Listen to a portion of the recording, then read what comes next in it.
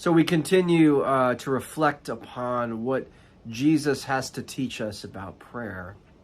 Last week we talked about the importance of going into our own room, not somebody else's, but our room, our life, our experience, our questions, our struggles, our epiphanies. But today we focus on the next part of that teaching in the Sermon on the Mount. Once we go into our own room, he says, shut the door. Shut the door. Shut out the noise that is so much a part of our lives. The external noise, but maybe even more importantly, the internal noise. We tend to live in the future or the past. We don't live as well in the present. We spend all this time in our monkey mind thinking about the past or the future. But Jesus is calling us into silence, into the present moment, into the stillness that is available to us. T.S. Eliot called God the still point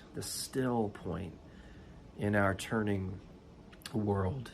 Thomas Merton taught that silence is the first language of God. So we're getting back in touch with that first language of God, the stillness in which we experience Christ, not as an idea or a concept.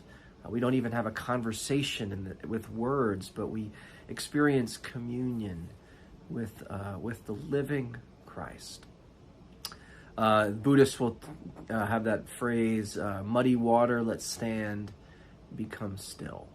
Stillness can allow that kind of noise, that muddiness that clouds our perception, allows that to kind of settle so that we can see more clearly, we can listen more deeply, and we can experience more fully the precious and fragile gift of life.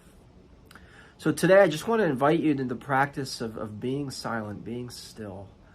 I invite you to carve out a few minutes at least once today to do that, and then maybe on an hourly basis just return to your breath, which is really a time-tested way of getting in touch with silence. So I'll offer you this practice. Set the timer for as long as you want to sit in silence, and may this be helpful to you as you go into your own room and you shut the door and commune with the living Christ. So close your eyes, take a deep breath through your nostrils, breathing in and then holding it in your chest, feeling your chest expand, and then breathing it out for just a little longer than you were breathing in.